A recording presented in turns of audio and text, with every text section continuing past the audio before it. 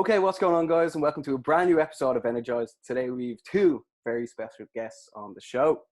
We have TV superstars, musicians, the #1 podcasters in the whole of Ireland. It is the two Johnnies. How's the form, lads? That is the type of intro we like. That sounds good to us. Sure, look, anything for Care's finest, you know? There you go, yeah. Here on the map. Yeah. You know what? You're actually the second people, I suppose, or second guest that we've ever had on from Care. Did you know that? Who was the first? Will. Have a guess. Was Will on? Will was on, yeah. Will Fleury. Do you know Will? Yeah. Best beard in the game. Yeah. Yeah. He's got a strong beard game, yeah. Fairness to him. But He's got lads, a unique look. He's tough as well. oh man, he's such a nice guy. But lads, we can't kick off the show without wishing Johnny Smacks a very happy birthday. Thanks, lads. I'm honoured. Do you know what? I just woke up this morning and said, this is exactly what I want to do on my birthday. Come on and talk shit as usual. But yeah, that's what we do. Thanks a million. Thanks for having us as well. No problem. Man, I'm loving the hair as well, by the way. I know you've had it for a while, but like I had that look at one stage. Do you watch much MMA or UFC? Yeah, I watch a bit of the UFC, like, yeah. Do you know Bruce Buffer? Yeah. Is it his, Silver Fox? yeah, is it his birthday today as well, Baz? Yeah, it's his birthday as well. You have a joint birthday with Bruce Buffer. Yeah. Two of the great voice artists of our generation. Yeah, so what's it called? We actually met Bruce Buffer over in New York 2 years ago. And I won a competition about knowing the most about UFC at the time. And he announced me on stage. And I have a very similar hairdo to you have now. Yeah. But, lads, Yeah, I think it's a midlife crisis I'm having. No, I actually done it for charity originally. yeah. And for the Do For Dan Trust. And then I was like, this looks fucking class. So I just kept it. Now I like Who's it. Aguero? Yeah, Aguero. Oh, no. Don't bring that back, lads. That's bad memory.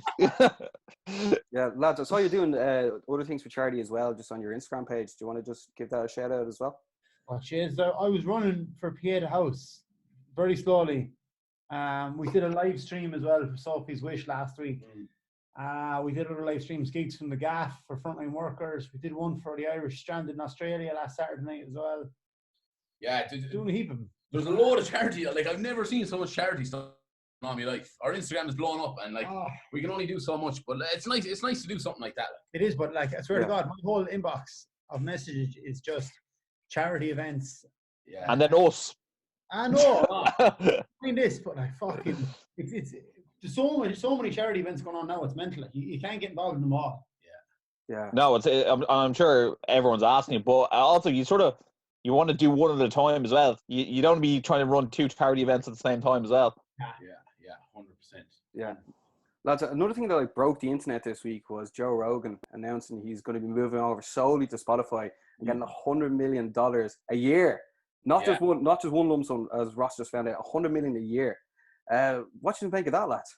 We'd love to know. We'd love to know the deliverables on that. Like what Joe Rogan actually has to deliver. How many podcasts a week, or is there any targets, or can he still have complete free reign? But it's about half and half, isn't it now? People listening on Apple, and Spotify. I think Castbox and other stuff. I don't know if you look at your stats. We're just we mainly focus on YouTube, Spotify, and Apple.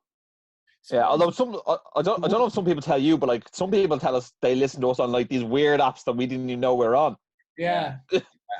It's crazy. Like Rogan, like Joe Rogan, 100 million. Like our manager was delighted. He's gone straight to Spotify now. He's like, give us the money. We'll do it for one tenth of that.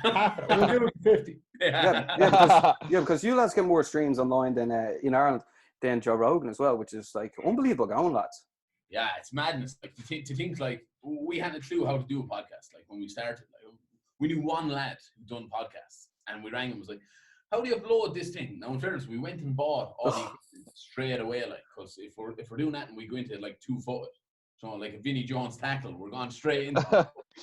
we were like, yeah, we'll do it, like, and then we just done it, like, and like, we can't believe it's taken off to what it has, like, it's mad. People just love it. It's mental. It's crazy. Lads, it's unbelievably brilliant, you know. like Irish people as well, going out and just really putting themselves out there. Not many people are doing it, but like lads, you lads are absolutely killing it. But like for people that don't actually know who the pair of yous are, can you like give us a bit of a background, like how you sort of started out together, and then take us on the journey, you know? Yeah, well, so what we're doing now is the Two Johnnies podcast, and it's a lot of audience interaction. We have great threads going, and we get stories sent in every week. And it's fucking hard to believe some of them. Like last week, something came up about sex toys, and then all these people were texting in like, I worked as a waiter in a hotel, and one night at a wedding, under the table was like an 8-inch purple dildo. Yeah. And then only the 8 inches. Yeah. Where's the rest of it? Says you. And then other people, like a guy was working in a laundress, and like the amount of fucking sex toys he pulled out of people's washing and stuff. So then it creates new threads all the time. And we discuss all kinds of stuff. Like we started, it was a bit more sport when we started, and we had like hurlers on and stuff. And then branched out then into just general topics. And like how the actual Two Johnnies started was we done a fundraiser for our local GA club, and me and Johnny were like running the fundraiser. It was Strictly Come Dance, and we were like running this event for our local GA, and they were like, oh, who would we get to host it? And we were like, we'll host it. Two of us, and they were like, no, we get like Jerry Duffy, local outlet. We're like, he's a safe pair of hands now. No, he's got a great voice now, in fairness. Yeah, and they were like, no, we'll let Jerry do it. We were like, listen, we're organising this, we're hosting. And then we hosted it, and everyone was like, geez, you're onto something there, lads, you know. So this is before you did anything together? Yeah. Yeah, we did a local panto once. There was a panto, and I was in a cover band, and they asked me to get involved, and I was living with Smacks. So we said we'd do something. But then they gave us the script, and we're like, this is fucking shit, we're not doing this. So then there was, like, where they changing scene, you know, they pull down the curtain, and we said, like, we'll go out in front of the curtain and do 5 minutes while you're changing the background or whatever. And it ended up being about 10 or 15 minutes. Yeah. And we came out, was it Snow White or something? Snow White. Like, cut the panto, leave the lads on stage. Yeah. We came out as like 2 woodcutters or something and just slagged the shit out of everyone. And that was it. It was gas. And then we didn't do that again for about a year until the Strictly, yeah. I'll never forget that first time. We were slagging. There was a line that was like, I was trying to get off with Snow White or something like this. And it was like, I was slagging Prince Alan, the fella she's going off with. And Smacks' line was supposed to be like, he can't sing or something, you know. Have you seen the first half? And then we went down to rehearsal the night before, and we're like, that lad's shite. You can't say that line now. That's too true. He actually couldn't sing. I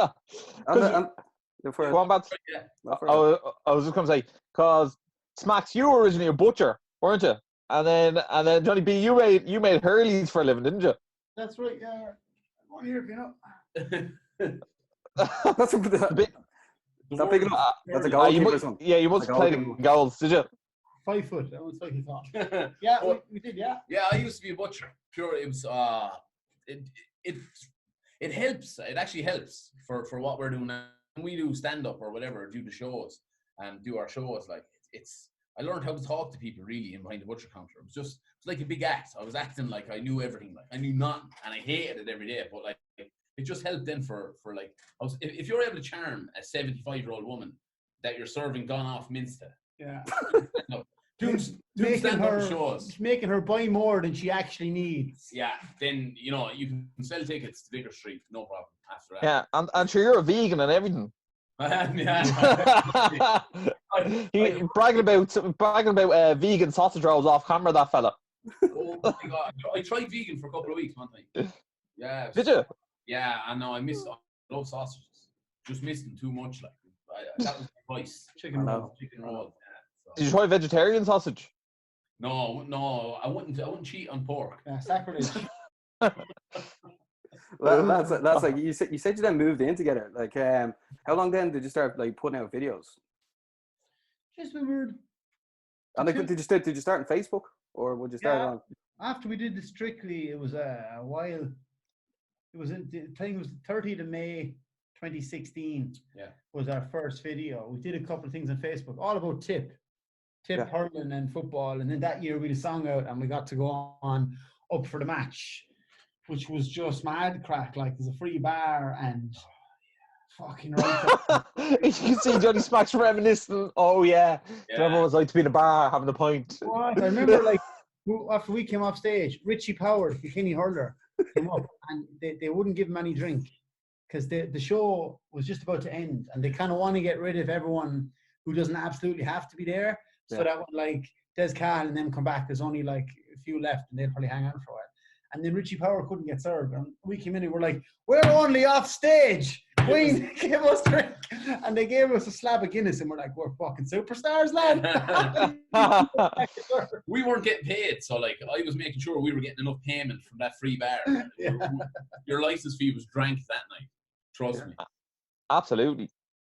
And lads, you've done some like incredible podcasts with some great guests, but who's the best person you've ever met through doing the Two Johnnies? Oh, Brian Callan. Yeah, do you love him? Do you know Brian Callan? Yeah, we met. Oh yeah, Fighter and the Kid, unbelievable. We were in LA doing our own podcast live, and we went to this comedy club, and he just arrived on and did like 20 minutes. There was only about 50 people there, and he was trying out some new stuff, and he blew us away. We went up to him afterwards chatting, and we were like, "Will you come on our podcast?" He was like, "Yeah, fuck it, all right." We're having a bit of crack with him, like, and then the next day he arrived onto our Airbnb and just walked in the door and was just fucking took the mic. And I was like, fucking press record and go. And after about 25 minutes, we were chatting and he just looked at his phone and was like, okay, so I got to go. And just fucked off. He was a fucking tornado for the 25 minutes. The man has so much energy. Like, I don't know how he does it. The best thing was he drives one of those Teslas that drive themselves. Oh, yeah? That was probably the highlight for me. It's like, what the interview was. Like, is he driving a Tesla? Looking out the window. But he was class. Like He pulled up outside our house and the Google pin or whatever was wrong. He just parked up on the street and was just like, just shouting so we could hear him. Like, he actually, because like even with Joe Rogan, like when they're in the Fight Companion, like he just shows up whenever he wants, like that, and then he comes in shouting down the room, and Joe's like, give us a minute, we're finishing something. And he's like, I don't give a fuck. Yeah, he's so funny. Positive energy. You just fucking want to be around him. Like, you know? Yeah, and I'd say he's definitely on Adderall as well. I would imagine. That's like when did you then first do like your first live podcast as well? Because like obviously you saw things really taking off, and that like when we like right, we should do this live now, because obviously you're getting a lot of views and so we done a show. We started like doing shows like for club fundraisers. So like, you know, some GA club in Wexford would book us and we do the Two Johnnies show, which was called Big Ball, Small Ball. And we'd go and do a load of sketches and songs. So we made that was our first kind of show. Yeah, it was a mix of stand-up and sketches and a few funny songs. Yeah, and then when the podcast took off, we were like, right, we should probably do a live podcast. And our first one then was in the Sugar Club. And we done a live podcast. I mean, Mickey Joe Hart as a guest. And I think the Blizzards were there as well, was it? They were. So we guessed like that. And just done it. It was great crack. Everyone had a good night. And then we're like, yeah, we're on something. And then we done a podcast tour in Vicar Street and all the big places around. And sure, we were meant to do the Marquee in Cork. Obviously, coronavirus. You know, it's on next. Corona has fucked us. It stopped us in our tracks. But no, that's how the show started. And I tell you, like, they are a live podcast technically, but they're also somewhere between like, and it beats a rave and like. It's wild. It's it's not just us sitting down with the mics talking. It's like we try and make a big show of it, a big spectacle. Like, and we've actually never published any of the live podcasts in full. Yeah, no, one or two of the interviews have gone out, but that's about it. I saw the one in the Sugar Club. Yeah. Oh, sorry, that one. That one. Yeah. I wasn't meant to see that. But that did go out. Yeah. But we feel if you're listening to podcasts, you want that fucking sexy audio experience and you get used to it. And if you're a couple of hundred episodes in and then the next one is live, people get pissed off and the figures go down too. Our figures were down, so I get what you mean. Yeah, the audio is actually so important, isn't it? Yeah because it's different if your audio is maybe not 100% if there's video to go with it, but if people are listening on pure audio alone, like, they go nuts. Yeah, 100%. It's so important. Plus, our fans, like the listeners of the podcast, are constantly in contact with us. So, like, if they actually have a ticketing query, they come to us like, it's like, lads, do you know what's the story of the tickets? We're like, look, Aiken Promotions run that gig. If the audio is not right, if it's not working, at the beginning it used to be, we'd put it up on a Monday around like 1 or 2 o'clock on a Monday. And then we started like going earlier. And then one week we were late and we got around 100 messages going, where is the fucking podcast? Freaks. Yeah, so people let us know. So if the audio, to talk about that point, like, if the audio is not right, someone will message and be like, that audio is shite, straight out. And we'd be like, yeah, okay. That's the thing, lads. Like during this coronavirus, like myself and Ross, we did one show. We took a break for a week, and we were like, what are we going to do? And then we just started doing Zoom podcasts. We actually put out 40 episodes in a row, like getting interviews every day, getting interviews every day. I think bar 2 days. But I sometimes I deal with mental health issues, and like not having podcasts to listen to would have totally just had me not knowing what to do. You know what I mean? So like people still putting out their content is actually so important. Like for instance, we did a show with Ross's brother, who used to be like very overweight and now changed his life, and he's a personal trainer, like inspiring loads of people. Oh. And we put that video out, and then one of Ross's good friends listened to it. And then he was like, he got straight onto Ross. He was like, I need your brother's number. I want to start training with him. And then just yesterday, Ross's friend came down and trained with us, and he told us that's what happened. And I was like, it's unreal. Like, like obviously you lads' show is way bigger, and I'm sure you have way better stories. But like, I went home and told my dad a story, and I was like, this is what it's all about, you know. Just if you can do one thing for one person, then that's what it's all about, really. At the end of the day. Yeah, it's mad. I think especially with podcasters, like it's a weird kind of bond that like you just love listening to it, and it becomes part of your ritual, and people feel like they know us then as well, because like, you know, you're listening for an hour and a half or whatever it is a week. Yeah. You're really tuned into, like, we've got loads of messages from people who are, you know, struggling with like mental health issues, or, you know, they're going through like treatments for different illnesses and stuff like that, and they're just saying the podcast was getting me through, and we were like, it's mad, like, you know, because it's just us talking shit, like, and but we choose not to read that out too. We kind of try and keep the whole show lighthearted, yeah. Yeah, no. Well, like that's why I didn't want to say the Ross's friend's name. Like I know him as well. He's cool. It's just you know, that's it. And like for me as well. Like I listen to podcasts, and I'm obsessed with them. Like, and if they don't come out in time, or like there's something wrong, I'm freaking out. I'm like, I need that podcast. So like I can't imagine how that people feel like that about us, but like they obviously do. Yeah. But, like, you know, if say Peter Crouch's podcast, if he's like, oh, we're taking a break for 2 weeks, I'd be like, fucking cheeky him. Yeah. I mean, I need to listen to that podcast. How does it make you feel, lads, knowing that people are literally waiting for you to have a bit of a chat, you know? I don't know, I had a weird experience last night. I was on the Patreon talking to people, and you can go in through the back door kind of, and you can see the names of everyone who has signed up. And that really brought it home, to see the actual names and like profile pictures of thousands of people who've signed up are paying money to listen. I was like, fucking hell, we better not let them down. Yeah. You know? I think you just brought it home, and like it, because you know, you look at a page and you're like, you remember hitting like 1,000 followers or 5,000 followers. It's like a big deal. But when you actually see people's names and faces, it's like, fuck, these people. Whole community. Yeah, they're actually like, and go on, I'll take a punt on you now. And Jesus, it made me. I think that's what drives us on to be like, we never want to let the standard drop. Every episode is precious to us. Every episode is fucking prepped, and it doesn't go out until it's 100%. Yeah. Do you know what's great as well, lads? Sorry, lads. Let me just finish with this. So the great thing about it is what you're doing. You can do this for years and years and years. There's no like, there's no retirement age as well. Sorry, Ross, you put it. Oh, there is a age, yeah. As soon as we have enough money. No, I was only saying to me and Barry have that chat as well, and it's like every episode you do could be someone else's first episode that they ever listened to you on, and then like, you know what I mean, if it's not good, well then like they're never going to come back, you know what I mean.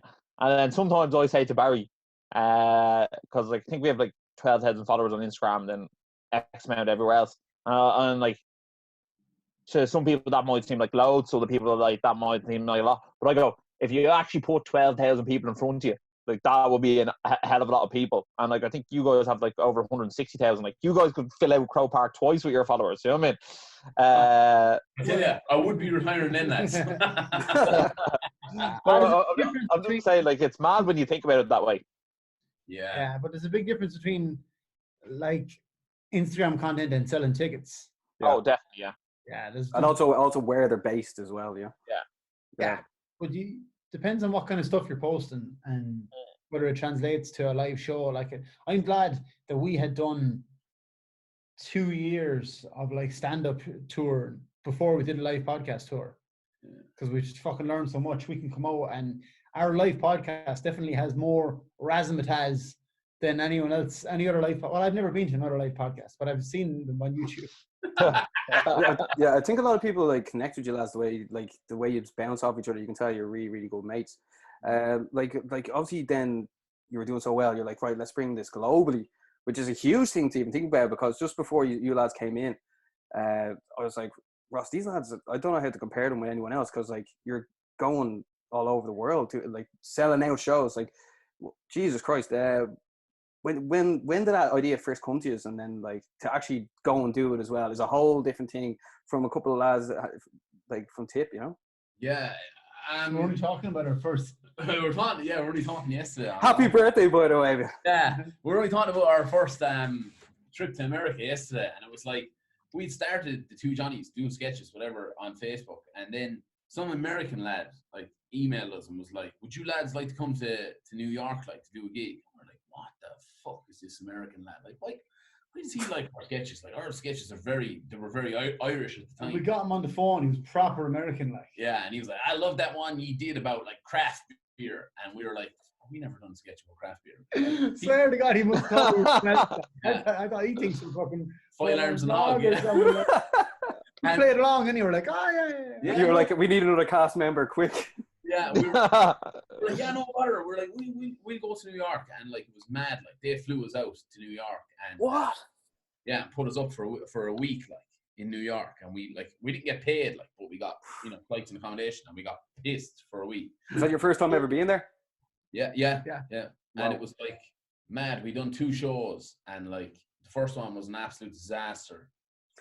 Like the equipment didn't work, and like it was. Swear to God, it was amazing that we filled the place. There's like 500 people there, and we had sound checked, and then when we got up, one of the mics wouldn't work, and like there's 2 of us, and then the guitar cut out. Then the guitar wouldn't work because at this stage, like it was, they wouldn't close the bar. So all these fucking Irish people all these boys that come from Ireland, they were starting to go fucking nuts. And we were like, look, let's just lash out a load of fucking tunes for the second half. And then the guitar wouldn't work. So then we had one mic between the 2 of us trying to do a stand-up show to a room of 500 people where they wouldn't close the bar. That was the toughest gig we've ever done. Because we had stand-up, but like we hadn't done that much stand-up. We're not like a seasoned stand-up pro who's fucking come up doing open mics and stuff. So we got down off stage that night, and I think the 2 of us were traumatized. Honestly, I remember getting off stage and I was like, I'm fucking giving this up, fuck that, it's not worth it. And then a young lad called Eddie Hogan, who we just met in New York, handed me a double vodka Red Bull, and I was like, it's probably not that bad, And we went out and like just partied with like the 500 people who come to see us. And we were like, look, come back tomorrow, we're doing another gig, we'll get it right. And then we actually moved into a function room. So we got out of the bar into like a function room up the back, and everyone was seated, and we had done our proper show, and everything worked, and it all's well that ends well. But like going to America, that was the first time we went, and we were like, just 400 or 500 people out here, who can come to our shows. We were like, we come back a load of times, so we haven't got back to New York since. We're meant to go this year, but yeah, I'll go at the moment. Yeah, like, and then the following summer we got brought out to California, and all different places, done shows all over America, and it's wherever there's Irish people, but Americans like it too, and they're crazy. The Americans, they're like, yeah, I listen every week. I don't understand some of the things you're talking about, and sometimes I don't understand what you're saying. And I was like, why are you fucking do listening? But, yeah, I think it's just a bond that people have listening to podcasts. You're just like, no matter what they talk about, I'll listen. Like, I mean, myself and Ross now, we have some people that tune in, like, and they don't even know, like, they don't even watch football or soccer, as they call it, but like, they'll just listen in anyway. But I was also listening to Al Foran's podcast. Shout out to Al. He had Rory Stories on the show, and Rory. Did you? If you haven't heard it, did you hear that one? No. Yeah, but Rory actually mentioned they were talking about you lads, and he's in particular yourself, and he said that you and him were talking away, and then you said you were contemplating possibly giving it up, and he said you should just keep going and stick it out, like, and then like look what after happened, Yeah, like I remember talking to Rory about manager or something at the time. Yeah, I don't think I ever threatened to give it up. Rory's trying to make the story a bit juicier. Yeah. Johnny Smacks was going to give up the 2 Johnnies, and I talked him out of it. Yeah. Rory. I'm sure it probably wasn't that bad. Couple of years. Yeah, no, I definitely never had that. I had a chat with him about Rory actually taught him to read. You know? I was having a chat with him about management or something like that. Yeah, no, I don't think he ever taught me down off a ledge now. But like, yeah, no, there's never been a time where I've thought of giving it up reading. Right. But no, yeah, everyone's different. Like it's. See, that's the thing as well. Like, I mean, like sometimes you might have a bad week and you're like, oh, fuck this. But then like next week you just want to go again. It's like almost like an addiction as well. And you have a loyalty to people as well. You know, you can't bring them on the halfway through the journey with the best party yet to come, really. Yeah. But I've never met anyone with more self-belief than this man. Day one came to my house and we were like, even before we had started the Facebook page. What did you say? Is Noel there? No. This man said to me, we're going to go professional. We hadn't even started the Facebook page yet. After the first night on stage, he was like, we didn't even try. And we were pretty good. And we were good. We like wrote songs with like the names of all the contestants in them. And we like learned a dance routine. And we had our cue cards and our matching suits and all. It was the first time we ever got on stage together. So I think people used to come up to us like when I was in the Hurley shop and him behind the counter going, I don't know what it is, but she have something. Yeah. So then that was. And it wasn't just your man and dad who said that. No, jeez, no, they never said. Yeah, still to this day. That was me mad there dropping off apples. She won't come into the house because of the corona. But so from the word go, for us, it was never just a bit of crack. We wanted to be like I'm playing music all my life, and then the 2 Johnnies was like, Jesus, let's fucking write an album. That's something I always wanted to do. And like the podcast was, we were doing Snapchat stories and Instagram and all this, but like Smacks is a good storyteller. The long form suits him. So like podcasts, absolutely natural for this man. I think now when people are starting podcasts, it's because they can't tour or whatever. So, but like podcasts, this man was made for podcasts. Made with a mic in his hand. Yeah, he came out of the womb with a mic. I can just sit in the front room. It's perfect. I don't have to leave the house. Like, yeah. Podcast here in the studio. It's fucking grand. You start totally changing the way like live performances are. Like obviously you can do the music as well. Like how many Irish #1 hits? Like 7 or 8. Yeah, I think it's 8. Yeah. Yeah, enough. Like more to come. But like the way you can do that, the way you can do this sort of you can do sketch comedy and podcasts as well. It's like almost a brand new wave of like that's why just stand-up comedy, like that's almost just like radio, and now you lads are like gone into the new realm. It's way like sort of the way Brendan Schaub sort of done his thing as well. He sort of got like people said bad stuff about him because he wasn't a comedian, came in and started being a comedian, but him and Brian Callen also as well have done sketch stuff as well. So it's always like refreshing comedy. Yeah, I think it's nice for us as well to be able to do different things, you know, like so we can do a podcast tour, we can do a comedy tour, then we can go to Electric Picnic and do fucking music. So it keeps us kind of fresh as well, like, because if you were just doing one thing all the time, you will get bored of it. Like, whereas like we can change it and it kind of, you know, keeps us changing as well. I think. Definitely for me anyway. I like change, so like I like to be able to do. Like some days we'll be like, right, we'll prep now for the podcast. And then, you know, the next day it'll be like, now we'll write the book. And then the next day it'll be like, I have this song idea. You know, so you're constantly doing something different all the time. Yeah. So I like that. Like I'd hate to be just doing one thing. Yeah. That's the freedom of working for yourselves though. Yeah. And I think that's what makes us different to everyone else as well. Ross, that's exactly what Ross was saying beforehand. Yeah. There's like, yeah, definitely. This guy's a comedian, and it's like people don't even know what to call us. Yeah, do you find that a problem, or you know what I mean? That or what way do you see that? Because so like that's what we sort of have that problem as well, because we cover rugby, boxing, MMA, football, and then we have a bit of crack as well. So it's hard to be like those are those guys, you know? Yeah, our manager the first time we met him was like, you're gonna have to pick one of them. You know, you can't do them all, lads. You know, he was like, you'll fall between two stools. Now he's laughing his fucking head off. Yeah, we actually had a meeting like that as well there recently. We were there for an hour. I was actually hungover. Ross was going mad. I stayed off my mate's gaff. He's like, get up. But we went, and then he was like, you can't be doing that. You can't be interviewing old people. And like, obviously not to reference Joe Rogan, but obviously he's the pod father. Like, like, I was like, how come he's allowed to have like comedians, sports stars, actors on the show, but and I don't know. You know what I mean? Yeah. Like you define your own brand. Yeah. I think you have to sort of do your own thing, and like you have to sort of be like, this is your vision, and you have to go for it. And you know what I mean? If people like listening to you, they'll come along for the ride. Yeah, definitely. I think with us, like, it's like if we think it's good and we think we'd enjoy it, then we'll do it. You know, we kind of please ourselves. We can now. Obviously, at the start of we had to kind of, you know, cater for other people, but now we don't. Yeah, that was the problem. We were covering MMA for, like every week, and then like it'd be like UFC Russia, and then you wouldn't even know how to say the lads' names. You wouldn't know any of these fighters, and like the people tuning in, you're like, we'd say it on the show. We're like, here, look, we don't want to like go through this card because we know people won't know the fighters. You're not going to be interested. You'd rather hear like what other sort of crack it is. Because like, as you know, lads, like over the years, you sort of crafted into something that it is or has become.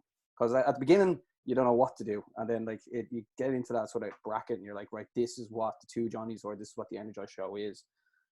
Yeah, I think it was famously UFC Moscow was the straw that broke the camel's back. We're doing like a UFC card every week, and we're like, it was UFC Moscow, and like, that's what I was talking about, imagine.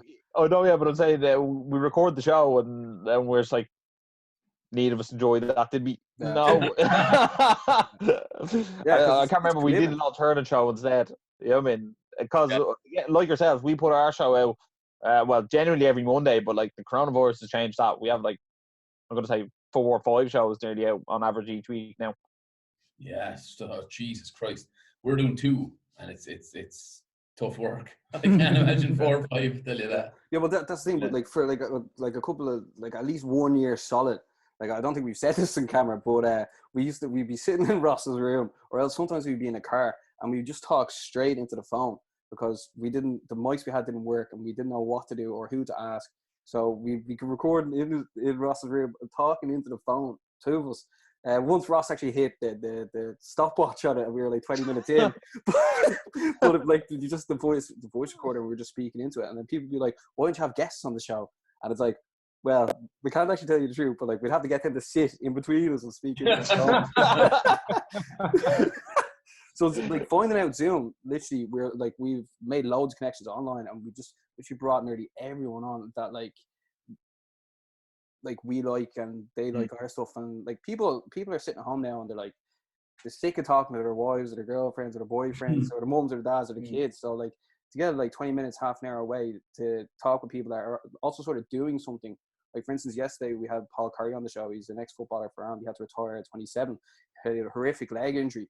And, like, we started speaking loads about mental health and how he came back from that. And it was like, he probably wouldn't have the most followers out of anyone we've had on the show, but his story resonated with me way more than probably any other guest we've had on the show. Yeah, that's it. It's like, you got to find those guests sometimes. Like, it's not even about the big names. The stories. Yeah. It is the stories. It is the story. Like, you can have a superstar on and they have no personality. Like some actors, or maybe, you know, or some 2 podcasters from Tipperary, you know. But lads, like obviously you have that big show lined up on the marquee, like fair play. Just like, I mean, myself and Ross are always looking at like all the other Irish people, what they're doing and who was going for it. And it's actually brilliant to see, because a lot of people, like, I don't know about when you were in school, if you sort of stepped out of the box in any sort of way, you got pulled right back in your box. But you also then when you was on the late, you absolutely smashed it, and then you then got offered this TV gig with RTE as well. Can you tell us about that? And like, well fucking done, lads, you know. Yeah, that was a long time. It was a long time fucking coming. A long time coming. A lot of back and forth in trying to get a TV deal. Like, it's never really us communicating directly with RTE. You have to have a production company lined up and all these things that we didn't know about making a TV show. And we had a show that we wanted to make, and it's done now. So we've come close to what we had envisioned, I think. But going to America as well, lads, that's the big bucks, you know. It's not as if RTE have like all the cash in the world to be splashing around. Yeah, they wait till you see it. Yeah, we took the piss. No, it's brilliant. It's going to be 4 episodes, and it's going to be on in the autumn. And the two Johnnies do America. Yes, it's mad. Like we always wanted to make that kind of a show because, like, we'd be just driving around in the car, like going if we were going to Dublin to meetings or whatever, like, and we'd be just having some crack, and we were like, someone should be just filming this. Yeah. All the time. They should be just filming it. And then when we went to America, that's basically what we did. Cameras running all the time. We thought of a mad shit we wanted to do that we didn't have to pay for. We had met so many characters at our previous times going to America, and they're the kind of people you want to have on your podcast and on your TV show. So we got some of them on. Yeah. Is there anyone you can mention? No, I think we'd actually be shot if we really. No, that's fine. That's fine. Don't worry, no one's going to check this one out. No, lads, that's absolutely unreal, and like people love that, the sort of the behind the scenes footage that, you know, watching the two Johnnies talk about off camera. You know what I mean? People love to know that, and I'm really looking forward to seeing it. And you know what? It's really is about time RTE, being the national broadcaster, like takes notice of the people online who are like making the most noise. Like, do we really need to see like Fair City run for another 40 years, or can we actually see two of our own who are actually, you know, making a bit of noise, providing like real entertainment? And I'm sure the viewership will go up when this is on. Yeah. Hopefully. Hope it does. We try and double our money for series. Without a doubt, lads, don't even be like that. Like, that's 100% going to absolutely blow up.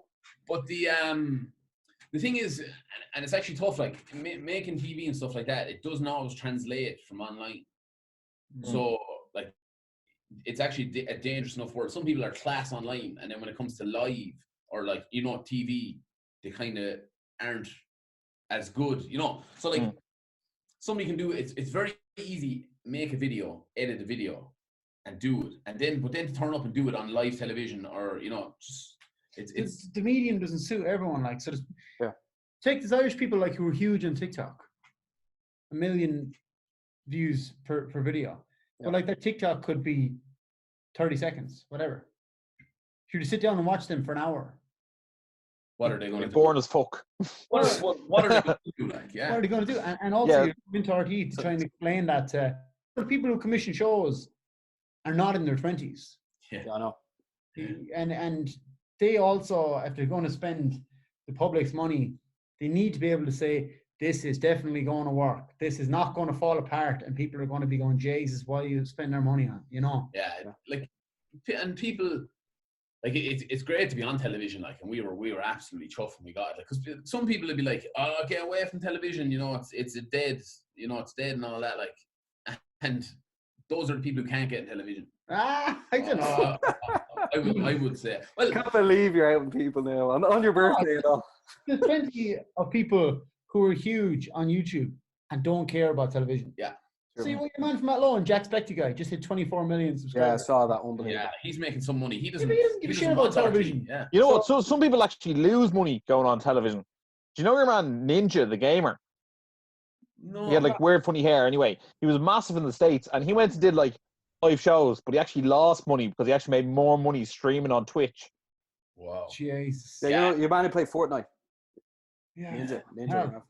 It's incredible though. Like some people don't need like we were offered a radio show and we didn't take it, like, because our podcast is first of all, it's what we want to do, and second of all, like, it was actually making more sense both from our brand and financially to do our podcast than it was to go on a national radio station and have our own show. I suppose national radio sort of, not to like knock or anything, but they do take that bit of creative control from it, if that makes sense. Yeah, we'd have been brought back to life fairly quick, I'd say, with stuff like, I don't think you'd be talking about 8-inch purple dildos on national radio. I couldn't handle the music. Like, if you have to play 6 songs an hour and 5 of them are fucking Ariana Grande.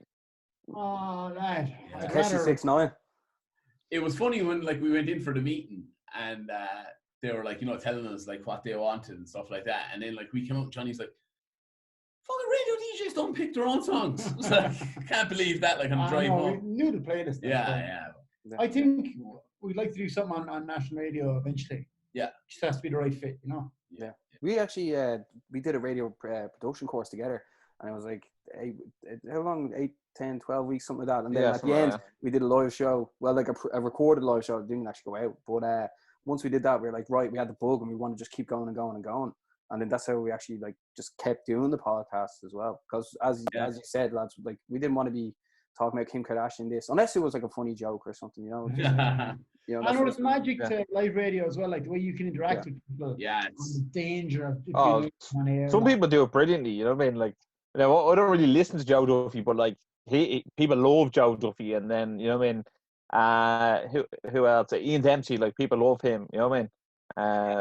Mario Rosenstock's brilliant for skits on radio, but like 100%. Like we'd like we will definitely do it someday, and like those people are national treasures. Like like Mario Rosenstock's doing Gift Grove over 20 years, like, and he's sound first of all, and then to be able to do that good work over that period of time is meant. Like he does a sketch every day on radio for 20 years.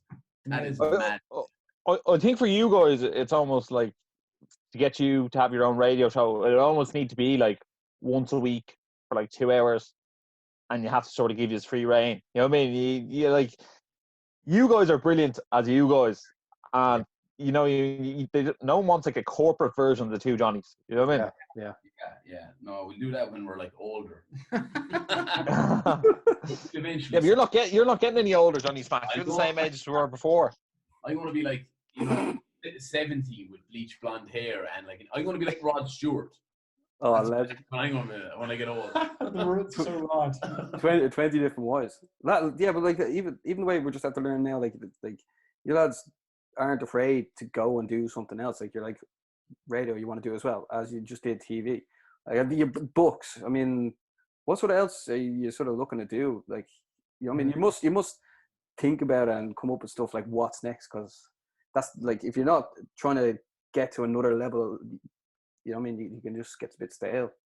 I know, but we have to decide what not to do almost. There's only so many hours in the day. Like, we started a TikTok and it's like, fuck, do we have time for TikTok? Like, you know, especially the second podcast a week, and also we're definitely going to do an album. And like that, books, fucking serious shit, lad. I know. No, I don't mean stale now. I mean like you know, I mean trying to expand, but like also the fucking choice of content too. Like you know, we always debate, and our stuff is very Irish. Like whether we should try and appeal more to the UK and America, but you don't want to lose what we have either. Yeah, you got to weigh it up. Like down the line, like we've got more television shows planned. Like we're working on them as well at the moment. Like, and definitely do a bit more of that. I think where we want to get to is like where we have more time off. So you're doing good stuff, but you're doing like less of it. I think it's where we love to get to. Work smarter, not harder. Exactly. Yeah. Like what is it? Minimum effort, maximum output. Yeah. Does like another question? Does like myself and Ross, like we'd have these problems sometimes, but like there's really like the two of you be with each other so much and constantly talking about the show. Do you have much time to like to just not talk about the show and talk about like how things are actually going on in your sort of your lives, your family? Yeah. Oh God, yeah. When the pubs were open, but that was what we used to do. No, it's we take the time. Yeah. Every day when we come in. So we were only out the garden playing hurling there for 10 minutes before we came on. He's a better hurler. Well, I'm gonna have to give it to Johnny, but like he's good if the ball comes right at him. Like. Yeah, running is like Johnny's a workhorse. So he's your Kevin Kilban. He's up and down all day, like, you know what I mean. You play full forward like sitting on a high stool. You're happy. Yeah. No. Well, lads, this chat's been absolutely brilliant, and like it was great to have you both on the show. And like one thing I do want to add in just before we wrap up, it is like World Mental Health Awareness Week, and like this is something that like it's really personal to a lot, like myself, a lot of people, and like you lads have a massive influence. I was just wondering if you'd have anything to say to people at home that just like may need like something to hear, something cool. Yeah, like it's gas. So many people are talking about mental health now, and like it's something that we've never really went into in depth because we feel like we're not qualified, you know, to talk about it. I see a lot of people are talking about it, and you know, they're giving mental health talks, and I don't think they're experts on it. So it's occasionally, but like what I would say is obviously talking has proved to everybody that it's handier. Like, and that's like me and Johnny can be testament to that. If we're feeling low or anything like that, like we say to each other like feeling shit today, or you know, whatever, or like if we have any problems, we just talk about them to each other, And I think everybody has that one person or a few people in their lives that they can all talk to. And I think just talking, having a chat and letting people know how you feel. Like, I'm grand. Like, it's what everybody says. How are you? I'm grand. Yeah. Like, what does that mean? What does that actually mean? Like, you know what I mean? So I that's, if we're going to say anything on it, like, I'd just be saying, talk to people and reach out. You know what I mean? Yeah. And also follow up on the grand. Yeah. Are you sure you're grand? Maybe. You know what I mean? Yeah. That's brilliant. That's like, so like at the end of the day, like just keep doing what you're doing because it's great, and I can't wait for the TV show to come out as well. We'd love to have you back on again in the build up to that, or the marquee or something. Have a bit of crack. You know, I mean, we'd love to help you promote it. 100% come on, TV shows for sure. I'm sure, I'm sure your friends and family are like unbelievably proud of you. You're killing it. It's brilliant to see. Ross, anything else to say before we wrap things up?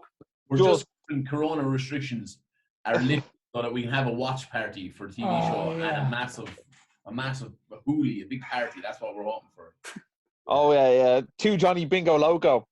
Why not? Near you soon. Why not? You'd be fucking itching for it, like to get back playing. Yeah. You know? The tip Kevin Kilban and the tip Sergio Aguero. What more can you say? I'm retired. So guys, thanks a million for everyone who is watching, who is listening. Make sure to like, share, subscribe, and as always, stay energized.